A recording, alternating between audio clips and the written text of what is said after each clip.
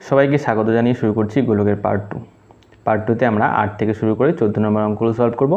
তোমরা যারা পার্ট 1টি দেখোনি ডেসক্রিপশনে দেওয়া লিঙ্ক থেকে দেখে নিয়ে তারপরে পার্ট 2 দেখা শুরু করবে, তাহলে অঙ্কগুলো ভালো করে বুঝতে পারবে, সূত্রের ব্যাখ্যাগুলো ভালো করে বোঝানো আছে। তবে দেরি না করে শুরু করছি। একটি নিরেট সীসার গোলকের ব্যাসার্ধের দৈর্ঘ্য 14 সেন্টিমিটার। ওই গোলকটি গলিয়ে 3.5 সেন্টিমিটার দৈর্ঘ্যের ব্যাসার্ধের কতগুলি নিরেট গোলক তৈরি করা যাবে হিসাব করে লিখি। এবারে দেখো, একটা বড় গোলক আছে, নিরেট একটা বড় গোলক। এই গোলকটার বলছে ব্যাসের দৈর্ঘ্য 14 সেন্টিমিটার। এটা যদি কেন্দ্র হয়, তার এই প্রান্ত থেকে ওই প্রান্ত পর্যন্ত এটা হচ্ছে তার ব্যাস। এই ব্যাসের দৈর্ঘ্য হলো তার 14 সেন্টিমিটার। 14 সেন্টিমিটার যদি ব্যাস হয়, তবে তার ব্যাসার্ধ কত হবে? ব্যাসার্ধ তার হবে 7 সেমি। এই ছোটো গোলকের প্রত্যেকটার ব্যাসার্ধ বলছে 3.5। এই ব্যাসার্ধগুলো প্রত্যেকটা 3.5। তাহলে এই একটা গোলক গলিয়ে কতগুলো এরকম ছোট গোলক তৈরি করা যাবে সেটা আমাকে বের করতে হবে। প্রথমে লিখে নিই সীসার গোলকের, নিরেট সীসার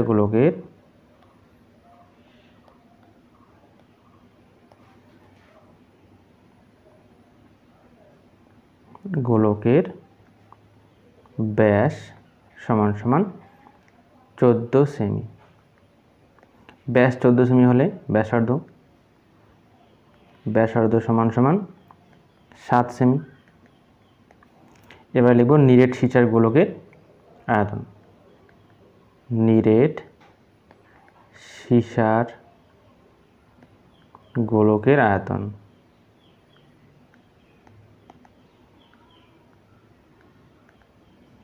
কত হবে?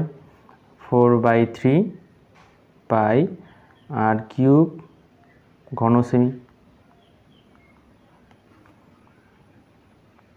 তাহলে 4/3 পাই আর কিউব অর্থাৎ 7 কিউব, এত ঘন সেমি।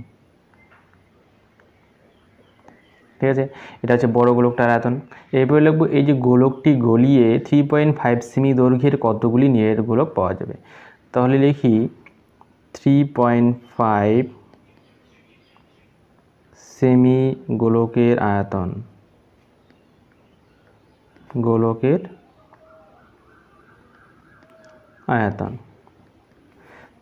তবে কত হবে? 4/3 পাই আর কিউব ঘন সেমি। 4/3 পাই আর 3.5 এর কিউব, এত ঘন সেমি। এবারে এই একটি গোলকের আয়তন এত, ছোট গোলকের। এবার বড় গোলকটির আয়তন যদি এত হয়, ছোট একটি গোলকের আয়তন যদি এত হয়, তবে এই ছোট গোলক দিয়ে যদি আমি বড় গোলকটাকে ভাগ করি, তাহলেই কতগুলি গোলক তৈরি করতে পারবো সেটা আমরা পেয়ে যাব। তাহলে লিখব নিরেট গোলক তৈরি করা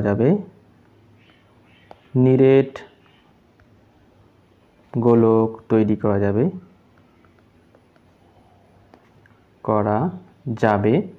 সমান সমান 4/3 পাই 7 কিউব। ছোট গোলকের আয়তন লিখব নিচে 3/4 পাই 3.5 এর কিউব। এটা কেটে যাবে, পাই কেটে গেল। এবারে কি থাকছে? 7 কিউব অর্থাৎ 3টে 7, 7 গুণ 7 গুণ 7, 3.5 অর্থাৎ 3.5। আমরা জানি এই 3.5 7 হয়, অর্থাৎ 3.5 দিয়ে যদি 7কে কাটি তাহলে পাবো 2। এই 3.5 দিয়ে 7কে কাটলে 2 পাবো, এই 3.5 দিয়ে 7কে কাটলে পাবো 2, অর্থাৎ 3টে 2 গুণ করে উত্তর হবে 8। আমি 8টি নিরেট গোলক এরকম তৈরি করতে পারবো। ঠিক আছে, এরপর যাব পরের অঙ্কে। এবারে 9 নম্বরে বলছে 3 সেমি, 4 সেমি ও 5 সেমি দৈর্ঘ্যের ব্যাসার্ধের 3টি নিরেট তামার গোলক গলিয়ে একটি নিরেট বড় গোলক তৈরি করা হলো। আগের অঙ্কটায় একটা গোলক গলিয়ে অনেকগুলো গোলক তৈরি করা হয়েছে, এখানে 3টে গোলক গলিয়ে একটা গোলক তৈরি করা হবে। তাহলে বড় গোলকটির ব্যাসার্ধের দৈর্ঘ্য আমরা হিসাব করি। তাহলে 3টি গোলক আছে, 3টে গোলকের 3 রকম ব্যাসার্ধ। প্রথমটার ব্যাসার্ধ আছে 3 সেমি, পরেরটার ব্যাসার্ধ আছে 4 সেমি, তারপরেরটার ব্যাসার্ধ আছে 5 সেমি। এবারে এই 3টাকে গলিয়ে একটা নিরেট তৈরি করব, অর্থাৎ এই 3টে বলের মধ্যে যে পরিমাণ লোহাগুলো আছে ভিতরে সেই লোহাগুলোকে গলিয়ে একটি নতুন গোলক তৈরি করব। তার মানে এদের যে আয়তনগুলো হবে সেই আয়তনগুলোকে যোগ করে আমি এই বড় গোলকটা পাবো। ঠিক আছে, তাহলে প্রত্যেকের আগে আয়তন বের করে নিই। লিখব প্রথম গোলকের ব্যাসার্ধ 3 সেমি, সুতরাং আয়তন হবে 4/3 পাই 3 এর কিউব ঘন সেমি, অর্থাৎ 4/3 ইন্টু পাই 27 এত ঘন সেমি। এবার দ্বিতীয় গোলকের লিখব দ্বিতীয় গোলকের ব্যাসার্ধ সমান সমান 5 সেমি। 5 সেমি ব্যাসার্ধ হলে তার আয়তন হবে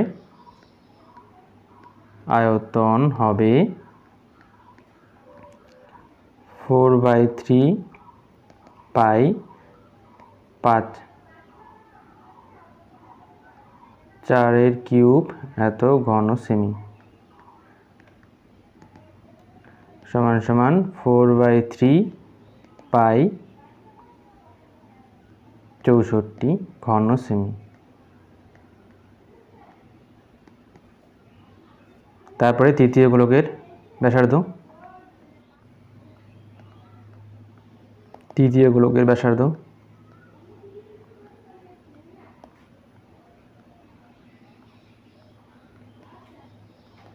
সমান সমান 5 সেমি, সুতরাং আয়তন হবে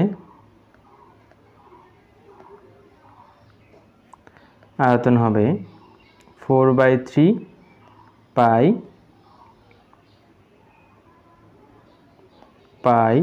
5 এর কিউব এত ঘন সেমি,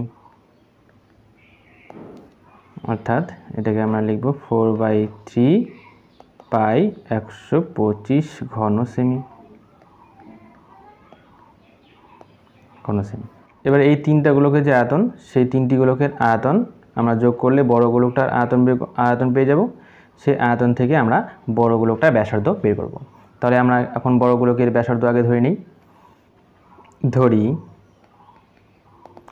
বড় গোলকের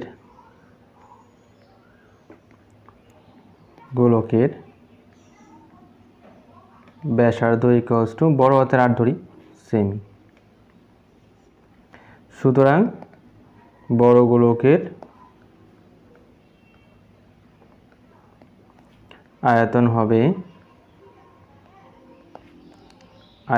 হবে সমান সমান দিয়ে 4/3 পাই বড় হাতের আর এর কিউব ঘন সেমি।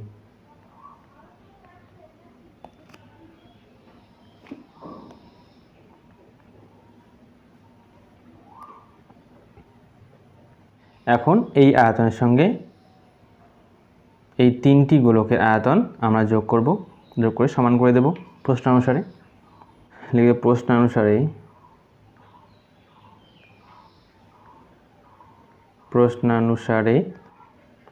4/3 পাই বড় হাতের আর এর কিউব ইকুয়ালস টু এই 3টা আমরা প্লাস করে দিই।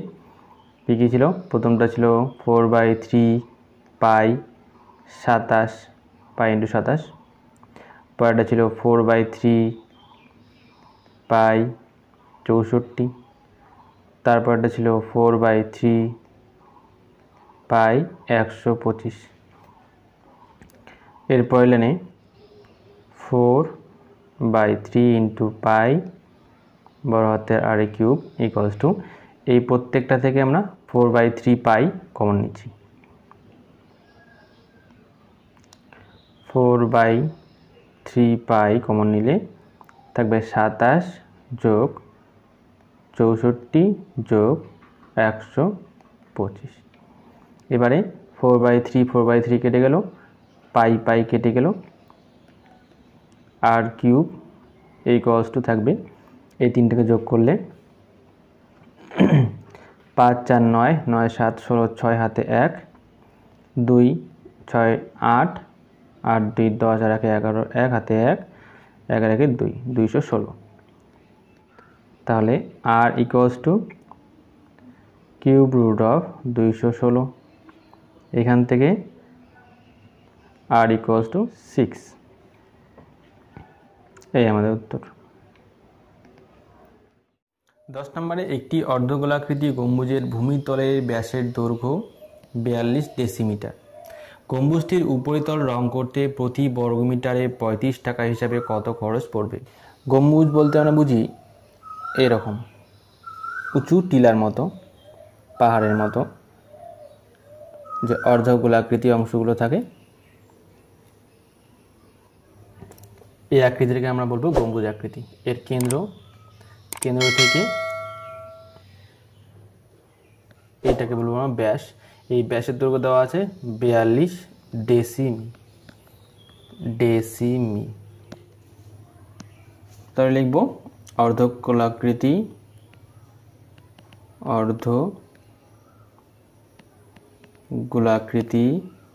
গম্বুজের ব্যাস সমান সমান 42 ডেসিমি। ব্যাস যদি 42 ডেসিমি হয় তাহলে ব্যাসার্ধ সমান সমান 42/2 কাটলে 21।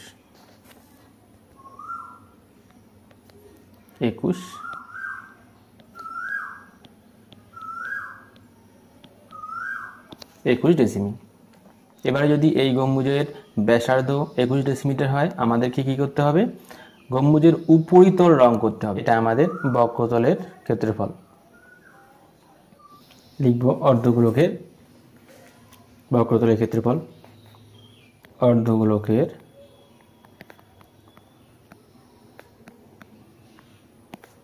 বক্রতলের ক্ষেত্রফল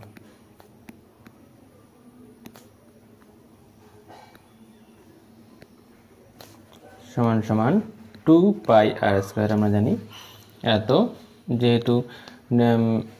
যেহেতু ব্যাসার্ধ ডেসিমি আছে তাই লিখব বর্গ ডেসিমি।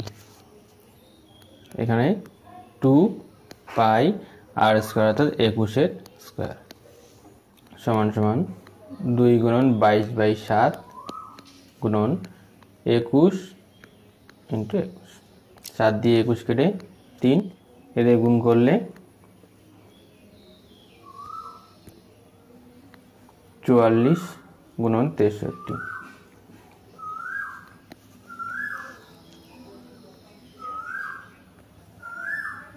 44 63 গুণ করলে 3 4 12 2 হাতে 1, 3 4 12 1 13, 4 4 24 4 হাতে 2, 4 4 24 2 26, 2 7 7 2, 2 7 7 2 বর্গ ডেসিমি।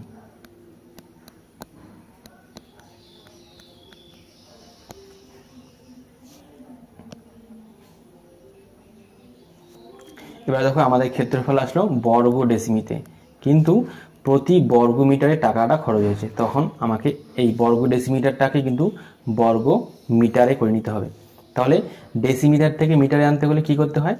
তাই ডেসিমিটার থেকে আমাকে মিটারে করতে হলে 100 দিয়ে ভাগ করতে হবে। তাহলে লিখব 100 দিয়ে ভাগ অর্থাৎ দশমিকটি 2 ঘর আগে বসবে, 27.7 72 বর্গ মিটার।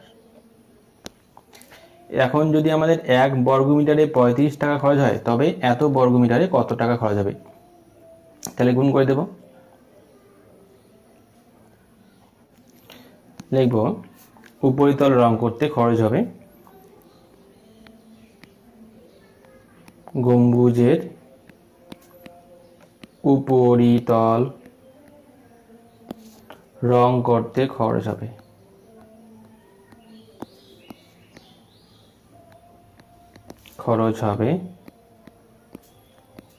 27.72 গুণন 35। এটাকে রাফি গুণ করে নিই। 27.72 নিচে 35, 5 দুগুণ 10, 0 হাতে 1, 5 7 35, 36, 6 হাতে 3, 5 7 35 আর 3 38, 8 হাতে 3, 10 আর 3 13, 3 দুগুণ 6, 3 7 21, 1 হাতে 2, 3 7 21 2, 23 3 হাতে 2, 3 দুগুণ 6 আর 2 8, 0 12 2 হাতে 1, 9 10 0 হাতে 1, 3 3 4 1 7 9, 2 ঘরে 10 বসবে, তাহলে হবে 970.20 টাকা। এটা আমাদের উত্তর। এরপরে যাব পরের অঙ্কে।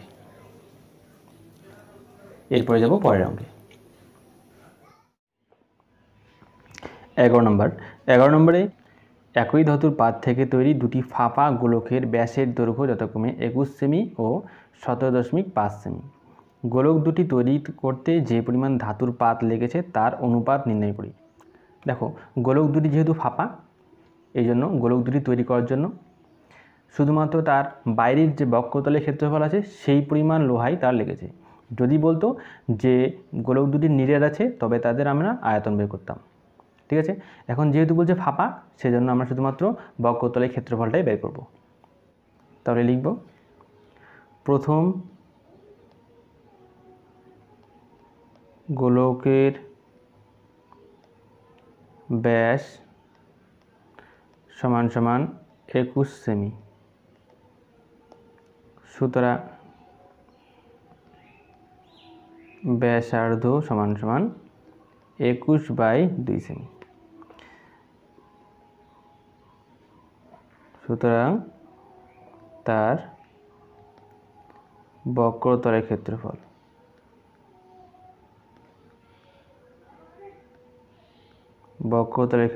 সমান সমান 4πr²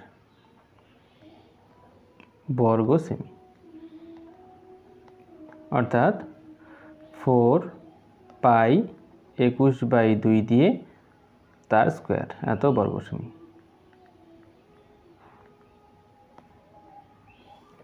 ঠিক আছে, একইভাবে দ্বিতীয় লিখব।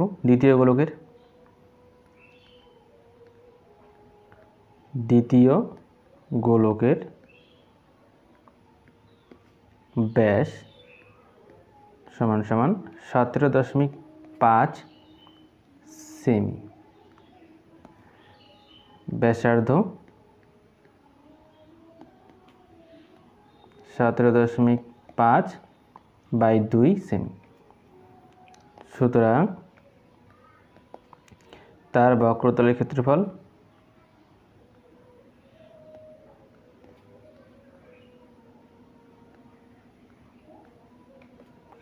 সমান সমান 4πr² বর্গ সেমি, অর্থাৎ 4π17.5/2 স্কোয়ার, এত বর্গ সেমি। এবারে এই দুটি বক্রতলের ক্ষেত্রফলে আমরা অনুপাত বের করব। তাই লিখে দিই, গোলক দুটি তৈরি করতে যে পরিমাণ ধাতু লাগলো যে পরিমাণ ধাতু লেগেছে তার অনুপাত।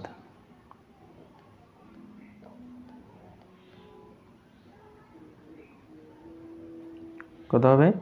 4 পাই 21/2 তার স্কোয়ার ইস টু 4 পাই 17.5/2 তার স্কোয়ার।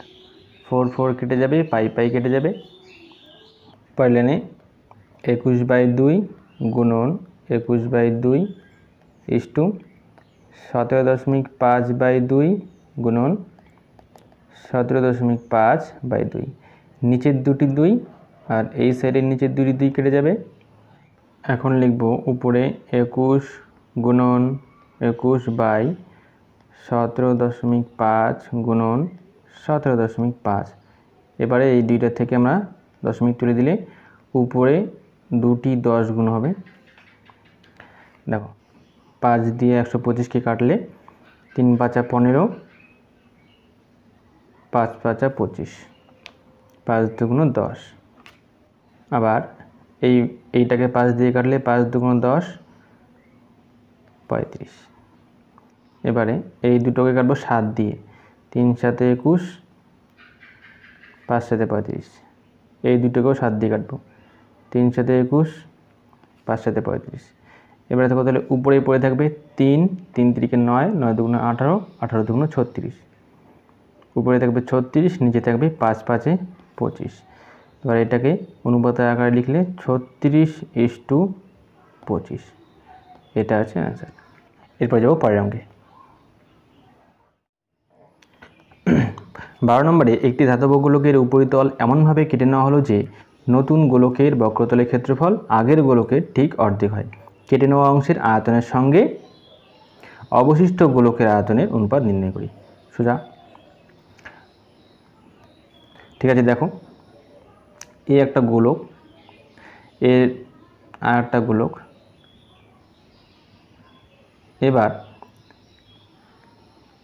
প্রথমে এই গোলক ছিল, এই গোলকের কেন্দ্রটি তৈরি। তো এই গোলক থেকে এই এতটুকু একটু অংশ কেটে নিলাম। কেটে নিলে ভেতরে দেখো একটা নতুন গোলকের সৃষ্টি হয়েছে।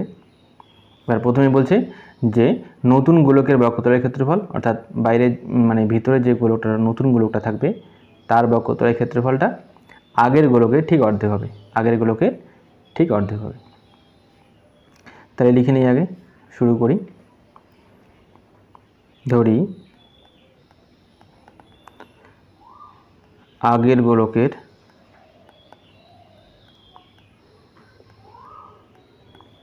ব্যাসার্ধ সমান সমান R1 একক।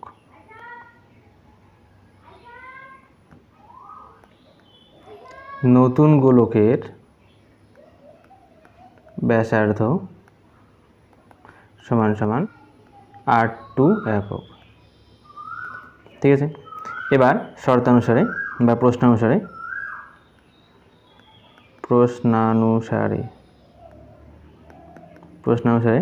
কি বলছে? নতুন গোলকের বক্রতলের ক্ষেত্রফল, নতুন গোলকের হচ্ছে 4 পাই R2 স্কোয়ার। কার সঙ্গে সমান হবে? কার সঙ্গে? আগের গোলকের অর্ধেকের সঙ্গে, অর্থাৎ অর্ধেক আগের গোলকের 4 পাই R1 স্কোয়ার এর সঙ্গে। তাহলে পাই পাই কেটে গেল, 2 দিয়ে 4 কেটে হলো 2, এই 2 দিয়ে এই 4 কাটলে হবে 2। তাহলে 2 R2 square equals to R1 square. তাহলে এখান থেকে R1 সমান সমান কী হবে? √2 R2 তার স্কোয়ার। তাহলে R1 সমান সমান √2 ইন্টু R2। R1 এর মান বের করে রেখে দিলাম। এবারে বলছে কেটে নেওয়া অংশের আয়তন, মানে এই যে অংশ যেটা কেটে নিচে এই অংশটার আয়তন অবশিষ্ট গোলকের আয়তনের অনুপাত নির্ণয় করি। অবশিষ্ট মানে ভেতরে পড়ে থাকাটাই নতুন গোলক। তাহলে লিখবো যে নতুন গোলকের আয়তন,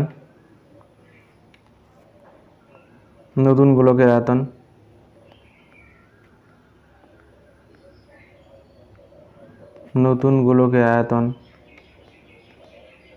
সমান সমান 4/3 পাই r2 এর কিউব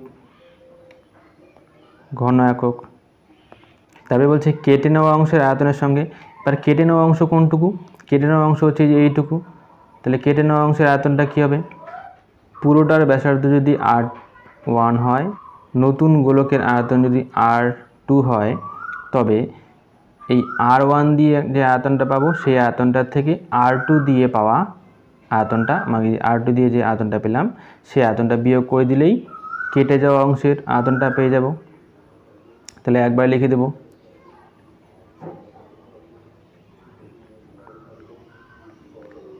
কেটে নেওয়া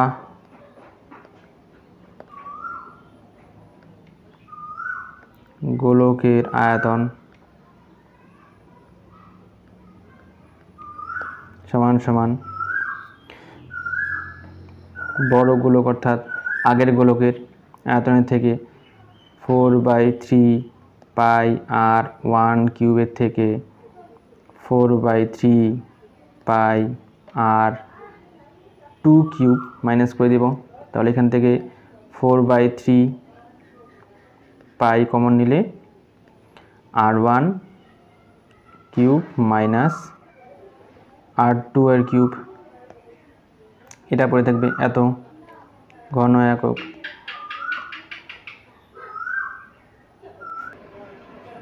লিখি কেটে নেওয়া গোলক, কেটে নেওয়া গোলকের আয়তন ইস্টু নতুন গোলকের আয়তন। তাহলে কেটে নেওয়া গোলকের আয়তন হচ্ছে 4/3 পাই ব্র্যাকেটে r1 cube minus r2 cube is to দিয়ে 4/3 পাই r2 কিউব। এবার এখান থেকে পাই 4/3 কেটে যাবে, পাই কেটে যাবে, পরে থাকবে r1 cube minus r2 cube is to r2 cube.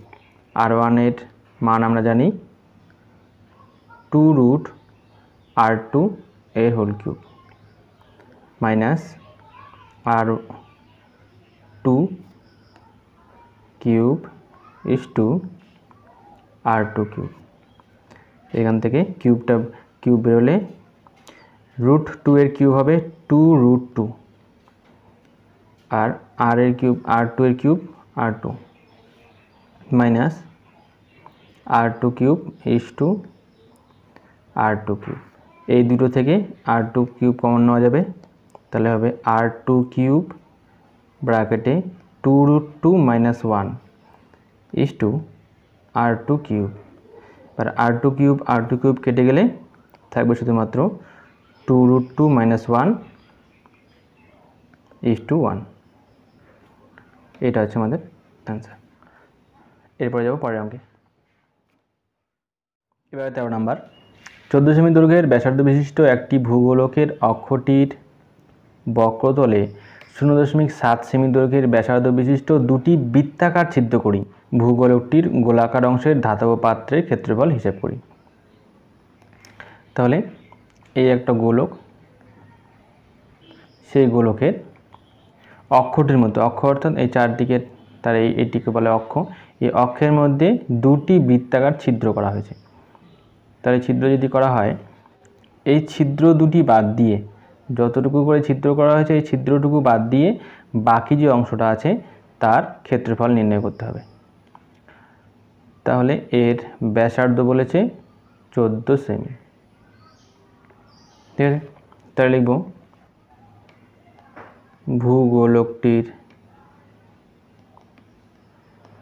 ভূগোলকটির ব্যাসার্ধ সমান সমান 14 সেমি, তবে বক্রতলের ক্ষেত্রফল বক্রতলের ক্ষেত্রফল কত হবে 4 পাই 14 এর স্কোয়ার এত বর্গ সেমি। ঠিক আছে, এবার কি করব, এই পুরোটার বক্রতলের ক্ষেত্রফল বের করে তার থেকে এই যে দুটি বৃত্ত করা হয়েছে সেই বৃত্ত দুটির ক্ষেত্রফল দুটো আমরা বাদ দেব। 4 ইন্টু 22/7 ইন্টু 14 ইন্টু 14 2 হবে, গুণন 14 দুগুণ 28, এই দুটোকে গুণ করে আমরা পাবো 64 4 হাতে 6 64 আর দুগুণ 16 6 হাতে 1 16 আর 1 17 4 6 4 2 2 4 6 4 বর্গ সেমি। দেখো দুটি বৃত্তাকার ছিদ্রের প্রত্যেকটারই ব্যাসার্ধ 0.7 সেমি করে, তাহলে লিখব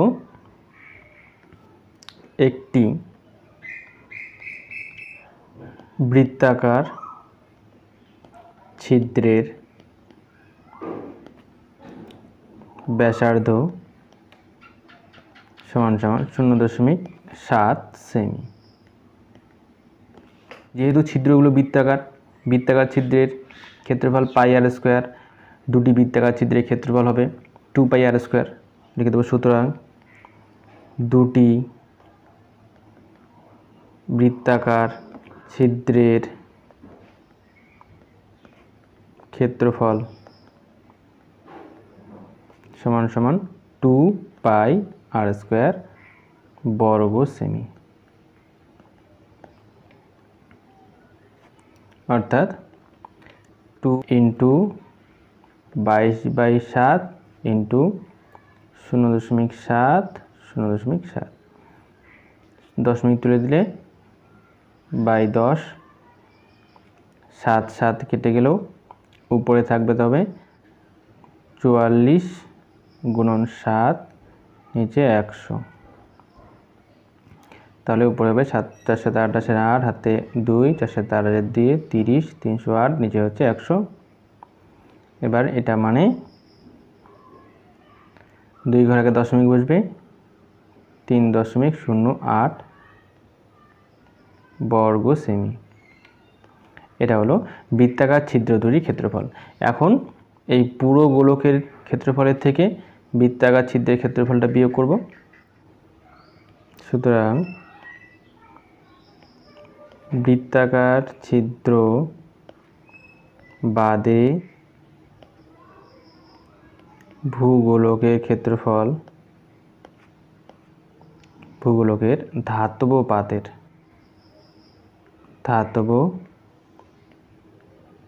পাতের ক্ষেত্রফল হবে সমান সমান 2 4 6 4 বিয়োগ 3.08, এই দুটোকে বিয়োগ করলে 2 4 6 0.92 বর্গ সেমি হবে। এটা আমাদের উত্তর। এরপরে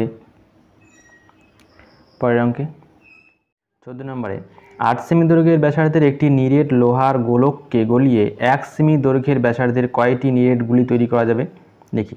তাহলে প্রথমে কি করব, এই 8 সেমি দৈর্ঘ্যের নিরেট গোলকের যে লোহার গোলক আছে সেই লোহার গোলকটার আয়তন বের করব। লোহার গোলকের ব্যাসার্ধ সমান সমান 8 সেমি, সুতরাং আয়তন হবে 4/3 পাই 8 এত ঘন সেমি। ঠিক আছে, এরপরে লিখব নিরেট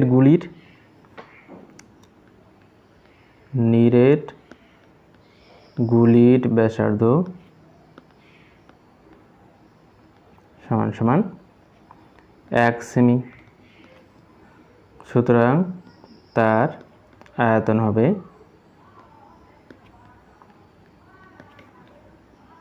হবে 4/3 1 কিউব।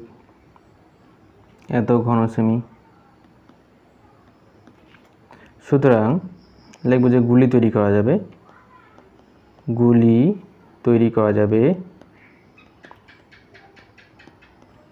করা যাবে সমান সমান দিয়ে লোহার গুলি লিখব উপরে 4/3 পাই 8 এর কিউব, নিচে লিখব 4/3 পাই 1 এর কিউব যাবে, পাই কেটে গেল, উপরে থাকলো 8 এর কিউব 512 নিচে, অর্থাৎ 512টি।